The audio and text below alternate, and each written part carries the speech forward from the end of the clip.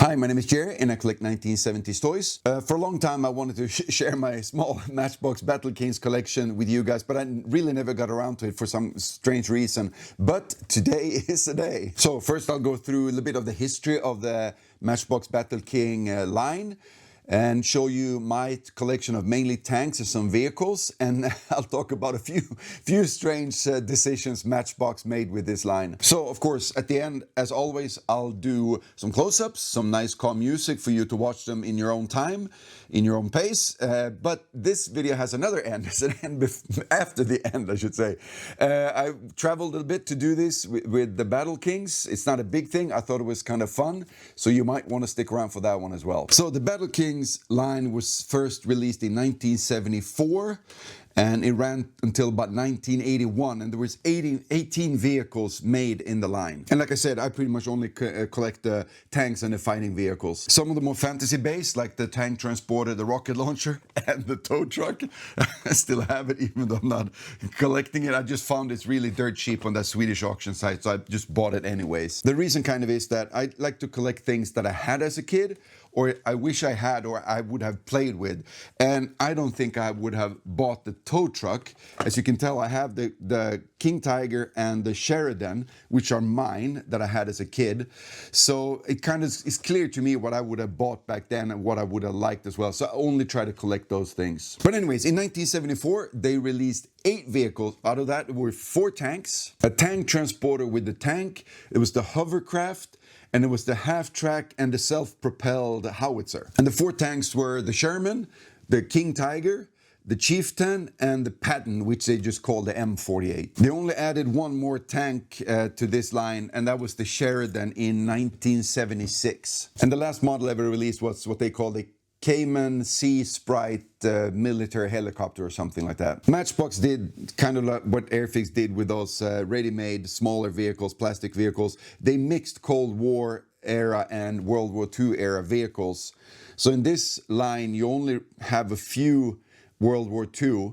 It's really only the King Tiger, the Sherman, and the half-track. And for the World War II, I guess that's okay, because then at least you have a Sherman against the King Tiger. But for the Cold War era, there's not like a T-54 or something like that. There could be opposing forces. There's only NATO tanks and vehicles. Another thing that's kind of weird, but we got to remember it's a toy company. It's the different scales. The first 8 vehicles, except for the hovercraft, I guess, were kind of sort of in the same scale. At least the tanks kind of matched. And it matched fairly well in like a 1/72nd scale. So you could use them with your Matchbox or Airfix small toy soldiers. Later releases, they got kind of lazy and just repainted and rebranded or renamed the Super Kings line. Like the tow truck, I think it's a Super King from the start. The plane, the truck with the plane and the crane and a bunch of those vehicles are just Super Kings painted in like a military green. So they end up being much larger in scale. So I would not have played this tow truck with these tanks whatsoever. But you know, that's toy companies for you. Before I take them out of the boxes, I think we should have a look at the boxes themselves. Back in the 70s, I think both Matchbox and Airfix were great at making boxes that really sparked the imagination of kids. And this Battle Kings line, I think, is one of the best ones. The whole painted insert with the battle scene and the toy soldiers in there, it's just, I mean, this is gonna fly off the shelf, right? And the back was great. You got a little action-packed scene there, and it showed clearly what was in the set as well. I don't think you could make artwork like this these days. And just having this much detail on an insert for display really only, it's pretty crazy. One thing I wish they could have done though is if you could have maybe folded the bottom out and actually made like a little small play set out of it. That would have been even cooler. And the figures that came with these sets were kind of random in color and unit. These at least looks like some kind of a NATO troops or something. But you could easily have the Matchbox Germans painted in like an olive green kind of a color. Very random, but these were just toys. The first wave in 1974 were painted in metallic colors.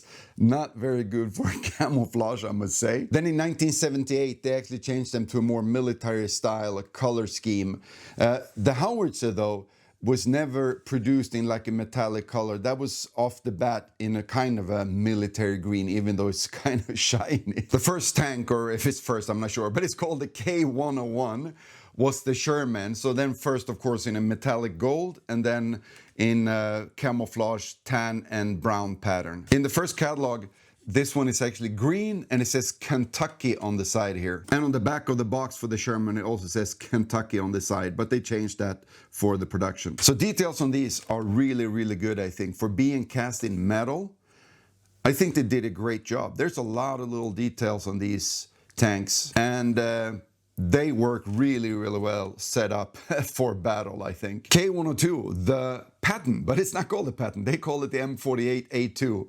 This is the only tank that only has their number designation and not, you know, their working name or whatever you want to call it, like Sherman, Chieftain, or Sheridan or whatever. It's kind of strange, metallic green. I don't have the other one, but it was in the same color scheme kind of as the Sherman and all the others. K103, the Chieftain, came first in a metallic green, a little bit darker than the Patton though.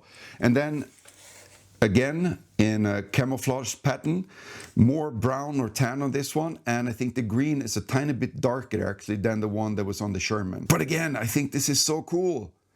It looks so good with all the details cast in metal. I like it that you always could turn the tank commander as well. Maybe he wanted to give orders to a tank behind you or something. But just little cool things. I mean, the elevated guns and everything. K104, King Tiger, in a lovely silver color. They later added black stripes to make it some kind of a camouflage, but they kept this kind of silver color underneath. So that was a shame, because this is a cool little tank, I think. They could have done so much more with this one. And I still have mine. And as you can tell, the tracks usually became kind of loose and fell off, and you kind of lost them. I see a lot of tanks for sale without the tracks, and you can actually buy tracks newly manufactured if you want to replace them. Other vehicles I decided to collect is the K108, the half track. I think this is a great little model as well. I don't know how correct it is, but I really like it. There's a lot of little cool details on this one as well, with the doors and everything around it. You get a soldier actually firing a machine gun or something up there, and you can take the canopy off, and you have some benches and seats in here. You could put soldiers, or you could put maybe supplies or something here. Nice little attention to detail, I think, as well. K107, self-propelled gun. Not much to talk about here. Great little model. Good elevating cannon on this one. Doesn't swivel all that much to the sides. Maybe the color is a little bit too shiny. It could have been a bit more matte like they did later with other tanks and stuff. But all in all, I would have loved this as a kid. It's really neat. And then K109, the Sheridan, released in 1976. This is a great model as well. I think they added a lot of great stuff on this one, both on the turret and on the body of the tank itself. I like it a lot, and I liked it so much I bought one when I was a kid, and this one is in rough shape. Again, tracks gone, commander gone, but yeah, this one is very precious to me. And this is something I don't even restore these to get new tracks or something. I want to keep it the way it is right now. Play with and beat up. I like it. Last one, the K112, the DAF ambulance, released in 1977. Kind of out of scale with the armor and everything, but I like it. I would have bought this as a kid. This is Cold War era, but it kind of looks World War II, I think. And this one as well, you can take the canopy off. And I probably would not have used this as an ambulance. This sticker would have been gone, and there would have been soldiers in this one. I use it maybe like some kind of a soldier armed transport with a machine gun or something on it. It's pretty neat, even though it's a bit out of scale. So as you can tell, I think these are great little toys that held up to play really, really well, even though the tracks came loose very easily. And I think it had to do with that they didn't roll that well. So every time you rolled them, you kind of pulled on the tracks, and they stretched a bit and became quite loose, and then often got lost. But other than that, great toys. And as far as being some kind of a representation of the real thing, I think they're doing a good job, these. I mean, you can tell the Sherman is the Sherman and the Chieftain is the Chieftain, and that's pretty much good enough for me. It doesn't have to be a Tamiya scale model to have fun and play with. But that's pretty much all I got on these. Stick around for some close-ups and some other fun, stupid things at the end. I'll catch you guys in another video. Cheers!